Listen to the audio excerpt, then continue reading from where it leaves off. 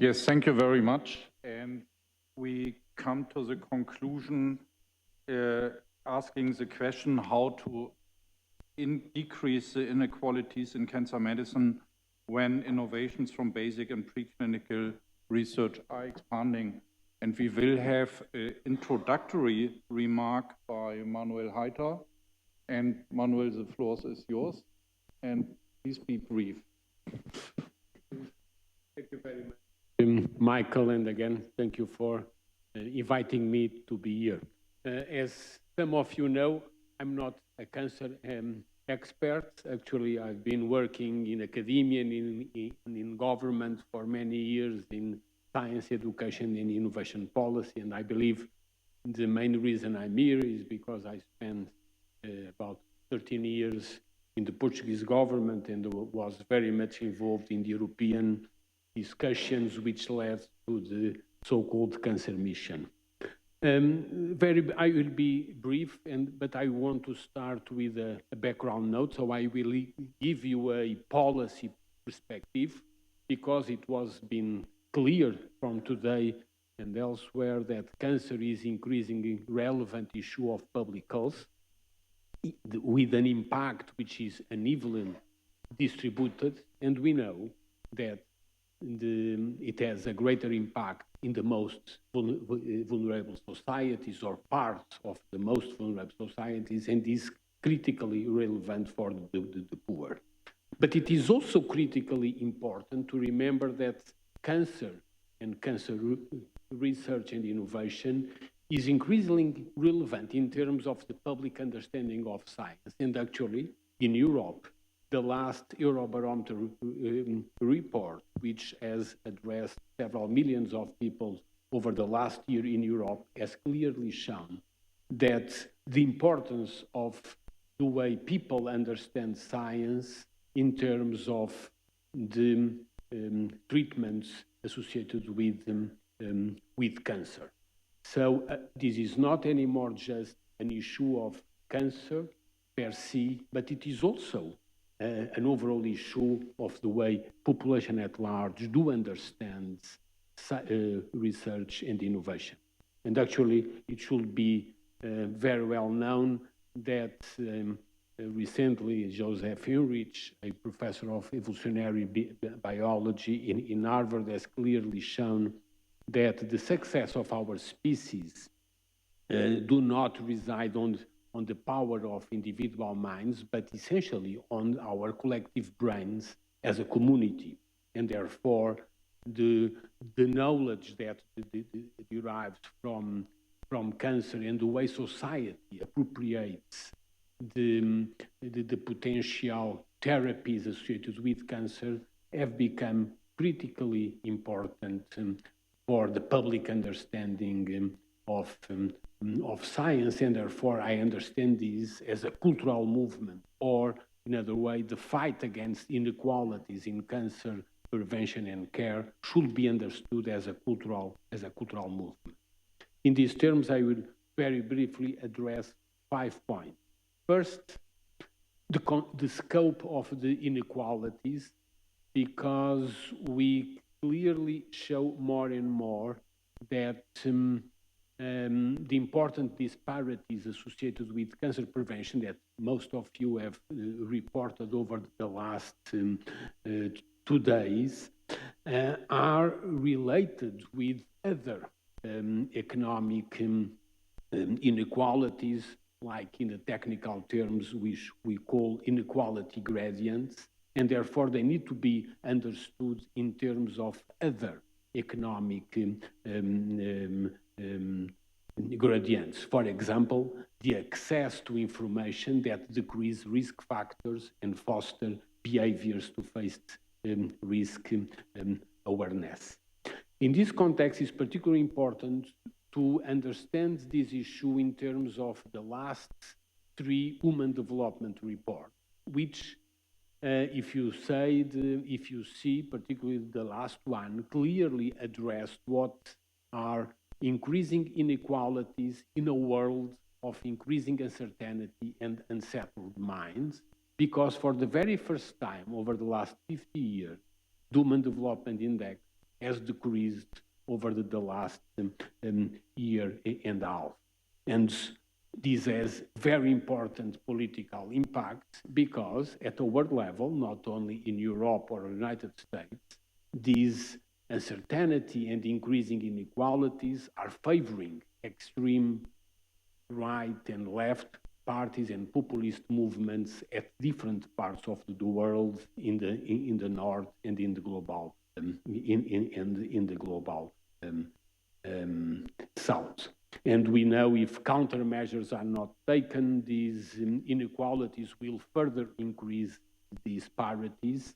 And for instance, for example, we have not discussed here the case of Brazil, but the current situation, particularly after the last 5 years of Brazilian governance, we know the particularly need to empower institutions and to bring to low and middle income countries new technologies for early detection of cancer using biomarkers. This is a current discussion in Brazil these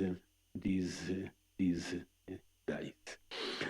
My second point is clearly that out of the discussion these 2 days, there is a specific need of incentives to decrease inequalities, of specific incentives to decrease inequalities, which needs to be found beyond those focused on research. And this is, in my view, a very important point. It was also clear for the discussions here, but also from the so-called Heidelberg manifesto resulted from the Heidelberg conference last November, that incentives must be considered together with infrastructures and institutions. And these 3 I's, incentives, institutions, and infrastructures, are particularly relevant in the cancer research continuum. But we also should be very clear that when we look either to Europe or the United States, over the last 20 years, the overall funding for research is almost stagnant. And we need more funding for research, and therefore funding to address the inequalities should not be a reason to decrease further the research funding. So we need to be very creative in understanding how to create additional funding to address the inequality. At the same time, and this meeting was clear, when you look at institutions, addressing the cancer research continuum do need clear, autonomous institutions with the strategic capacity to understand the research continuum. And as also clearly shown yesterday and today, apart from the institutions, we need the cancer research continuum to be put together with 3 types of infrastructures: for basic international research, for clinical trials, and for outcome research, which has become so important. So the question is, which type of potential incentives and instruments do we need to encourage to decrease inequalities beyond those which we know that we need to foster research? And several examples, which actually have been also discussed at the level of the Human Development Report, is first to use prizes oriented towards decreasing inequalities, particularly to complement traditional incentives for innovation, but also regulatory frameworks that will foster pharmaceutical firms to better share their profit in order to reduce inequalities in access to drugs. This has become a very complex issue at a world level, not only in Europe or the United States, but also in the global south. And for instance, in the case of Brazil, as a very large country, where the development of those regulatory frameworks have not worked out correctly. Another instrument which has been discussed and used in several parts of the world is the adoption of so-called advanced market commitments at national and international levels, under which governments commit to invest in translational research and/or to buy a given amount of treatments and therapies that does not yet exist if market prospects are limited to some condition. My third point is essentially which specific incentives we need for low and middle income countries, so-called developing countries. And again, during these last days, we discussed several times development funds, like either through the WESED or the new European Global Program or national funds for the development, which more and more should include funding for capacity building in cancer research and related infrastructures, as well as collaborative innovation. And this is important because most of existing development funds are concentrated on equipment that sometimes do not work in the places where they are invented. Another clear issue for developing countries is the use of so-called differential patenting, so that treatments will not be subject to patent protection in those countries. It will be indifferent for pharmaceutical companies because they don't make profit in those countries anyway. Nevertheless, the differential patenting, which has been discussed for Africa, has never been used, with a few exceptions, in Latin America. A current discussion in Brazil is, for instance, the use of new treatments like the chimeric antigen receptor for T cell therapy that is changing the paradigm in hematologic malignancies, but inequalities in access are even great. Let me pass to my fourth point, which again is the key issue, which has been very clearly discussed by many of you about the cancer research continuum and the need for revisited incentives integrating social needs. It was very consensual here, and in Europe has become a consensus, the relevance of the comprehensive cancer centers. But also we need to better understand that they require diversified roles and skills, and, as was clearly addressed yesterday and earlier this morning, the training of personnel and career development. In addition, the increasing digitalization of our society and the use of data science in areas from digital pathology to digital disease observatories are requiring diversified skills that can certainly be promoted through comprehensive cancer centers, but this will need, and Commissioner Maria Gabriel addressed that yesterday, the need for new funding mechanisms for career development.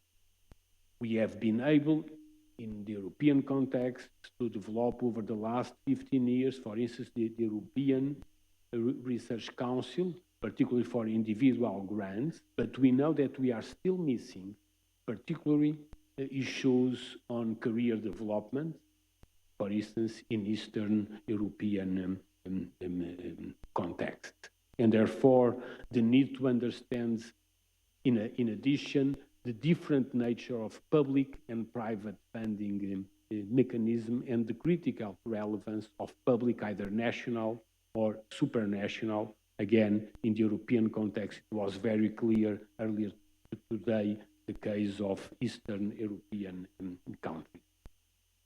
The relation with the pharmaceutical industry is complex, has not been specifically addressed during this conference, but we know that is also driving increasing inequalities everywhere, either in the North or in Global South. And this puts a pressure on the reinventing of collaborative innovation, particularly looking at cancer issues as public as, or cancer knowledge as public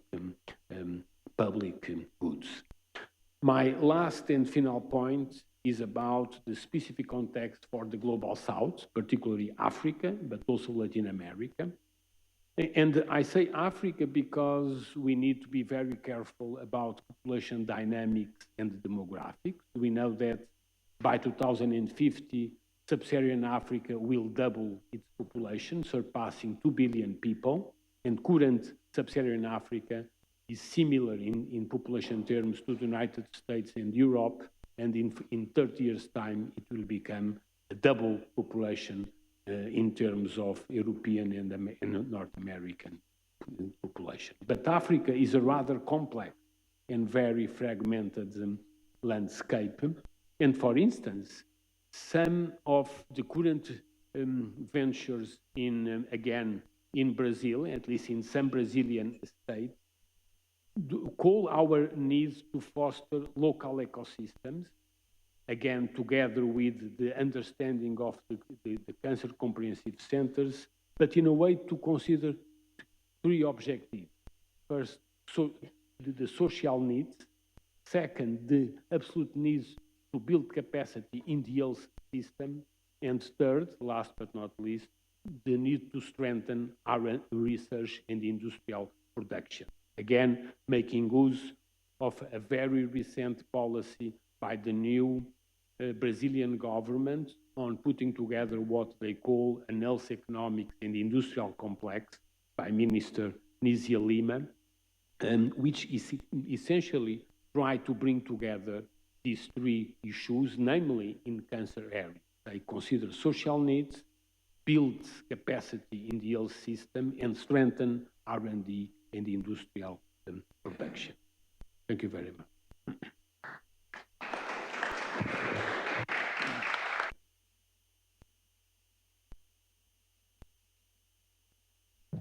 Thank you very much, Manuel. Time is running, and therefore I will only use 1 or 2 minutes for some remarks and then give the word back to Joachim. So in addition to what Manuel just summarized in 5 points, which are certainly very valuable for policies in the future, I want to grab from the statement, which you all have read and commented upon, a couple of things which may need some further attention from my perspective, because we discussed them only briefly and maybe not deep enough. So Manuel pointed out we need local and national capacity building. I agree fully with that, and that needs to be sustainable capacity building, and we have to think about how, as a global community, we can support also local and national efforts to do that. The second point, Manuel said, we need money, and that is true, because we will need new infrastructures. Science is advancing, and that will need new money for completely new ideas or completely new technologies. But we will also need, and that is something which Joachim said this morning in the press conference, we also need new thinking on how we better share the resources of technologies which we have and how we can proceed there. And that is something we strived in several of the lectures, and there are activities ongoing like UNCAN we heard about, but these are very important points how we can do that. And that relates to technologies, materials, and data. Particularly for data and materials, we also have the point that the science drives that we need to share data and materials, because otherwise personalized oncology will never become a reality. And we learned that yesterday during the meeting, we have to consider global heterogeneities in that, and I think that is also up to now not enough modeled in the research programs we are designing. We have briefly heard about pharmaceutical industry involvement in several aspects, an aspect that profits somehow also need to feed back in research, and Manuel just said that, and I agree with that. On the other hand, we also need the pharmaceutical industry as a partner in the translational continuum. And that's another point we have to talk about. And of course, the huge task to advance teaching and education on a global, on a national, on a local level, that also needs deep thinking and a lot of creative new ideas how we can do that, how we can do it better in exchange, and how we can also share education. With that, I would like to end and give the word back to Joachim. Well, few words is possible, but only few. Please. I'd like to submit to your attention the need perhaps to take care of what the Mission on Cancer and the European Cancer Plan means in terms of realization, application of what the European Cancer Plan is asking also to the member states. So, since in the European Cancer Plan there are some very important policy strategies, like a pharmaceutical strategy that is very more important for patients and also for academia. I would ask maybe to add also to the conclusion something concerning this part of the policy, because it's now under discussion of the European Parliament, a big document that has been sent by the Commission of 500 pages. And in this document is clearly indicating the need of having 2 more directives and a lot change in regulation. I think that this is time also to tell in the directive or whatever it is, to allow cancer patients to have early access to medicine, because that is one of the major problems. So I think that academia could really give a very strong contribution also in the work done by Parliament. And since ECB is running the Challenge Cancer Intergroup with the European Parliament, that might be a voice that would be used also by you.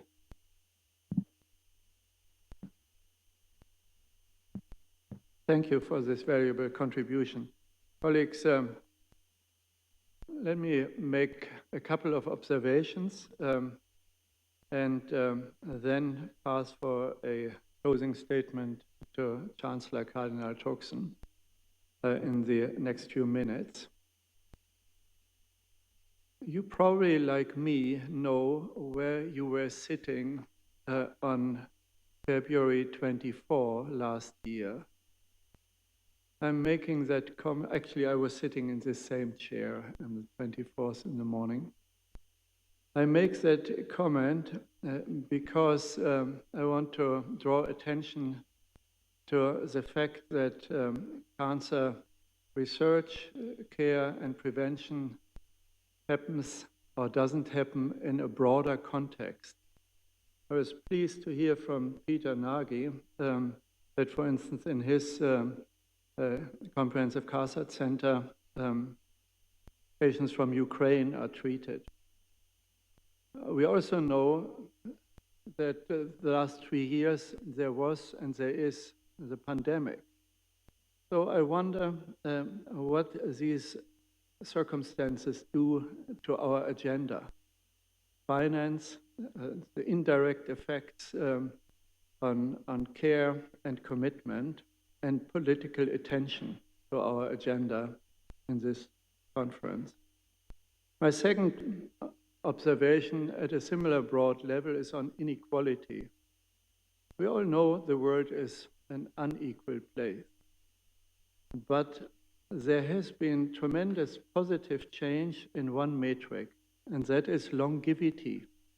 The poor countries have caught up in terms of longevity, have caught up to the richest countries in the last 50 years in tremendous ways.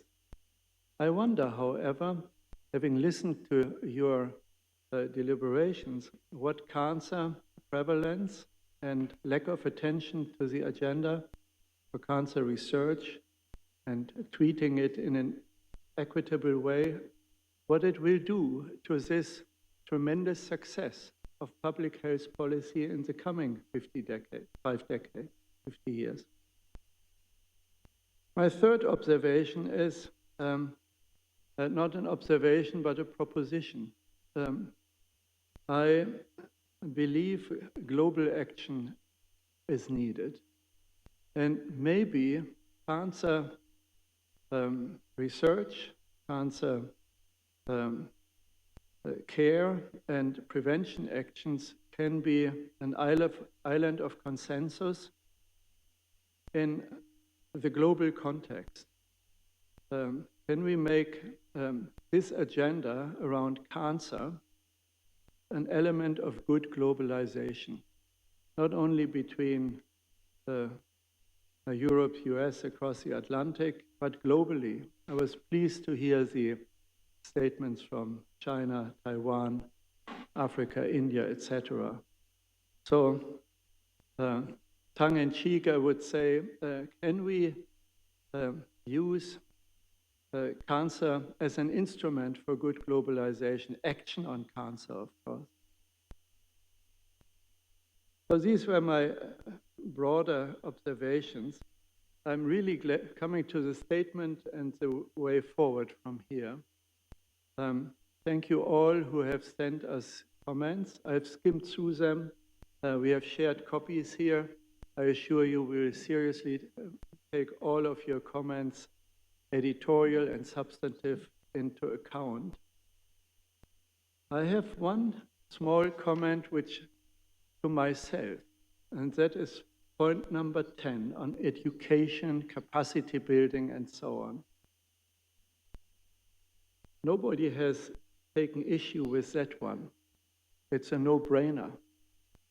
But having listened to you, also looking around in this room, the agenda seems to have a strong male bias.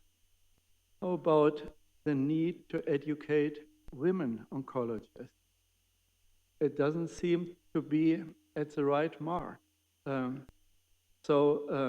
What's happening there in the profession that this is the case, that this seems to be a male-dominated medical professional area? I'm just asking that. I have done no research about this. It's a casual observation. I'm deeply impressed, in closing, about your commitment to this cause.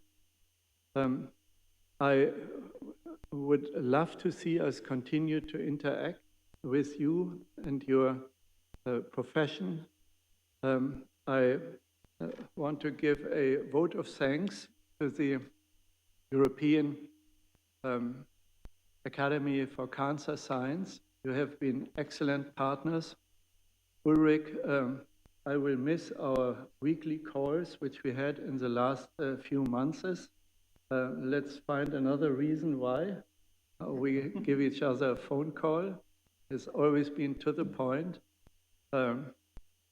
Michael Baumann, this has been a pleasure to work with your organization. I assure you, the Pontifical Academy of Science will continue to focus on global health, public health, and equity issues. And I have learned so much from your community in these 2 days that we have to stay together in the future. I would now like to call on our Chancellor to make some closing remarks, please.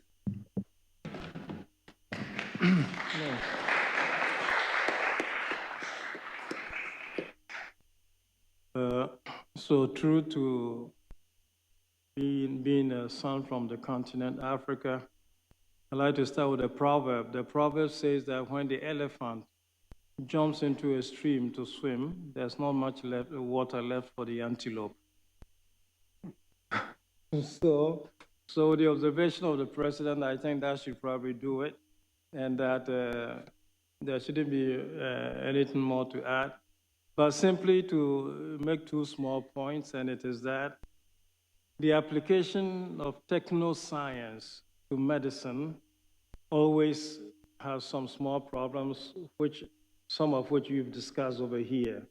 Question of equality, the question of value, question of ethical guidance, and all of that. That always comes up. Here we're talking about cancer. But other conversations that we've held over here, that involves the application of technology and science to medicine, it's always come up with such ramification about how well you share data, how well you share technology, how well you share research and all of that. So that's something that just accompanies this subject matter. The other thing, since we've also observed clearly that the advancement of science and progress is very much limited, the incidence of death resulting from cancer. In fact, at a press conference, somebody asked a question that in the past, when you said you had cancer, everybody knew that that was your death sentence. But that has since changed. Now, these days, to have cancer is not simply, on the way to death or anything like that. So we appreciate that. In the process, however, is the issue about our sense of therapy. What do we mean by cure? What do we mean by healing? It can easily take the form of fix it or throw it away. Okay, that has been experienced in some medical fields. When you cannot fix something, then it becomes tough to throw away. And sometimes it's been that the options are not sometimes so clean and clear that either we can fix it or that we just reject it. So that's also a challenge that also applies in the area of cancer. If one can fix it, what does one do with it? And the different therapies then can come up with. So we're just talking with Lowy at lunch over the incidence of pain, which is related with cancer. And so as whether we can also study that subject matter later, the subject matter of pain. I know that our sister academy, Academy of Social Sciences, is looking at disabilities. But probably the subject matter of pain as a human experience is also something that can be looked at later. Finally, the observation is also come up about financing research, financing activities. And as I listened to that, I thought within myself, how can the academy, the Pontifical Academy, contribute to anything like that? And certainly the centers of research are diverse, they're scattered in different places. So the challenge about finances, how can that be addressed? Since that team has come up here in the academy, the question I ask myself, can the academy contribute to any of this? And how may it be done? And where can it take place? So that's something that I couldn't help but think about. And if you were to have any indications in that regard, I think we'll be glad to also receive them. See how we can be of support for everything that you're doing, the fruits of which you've come here to share with us. Thank you.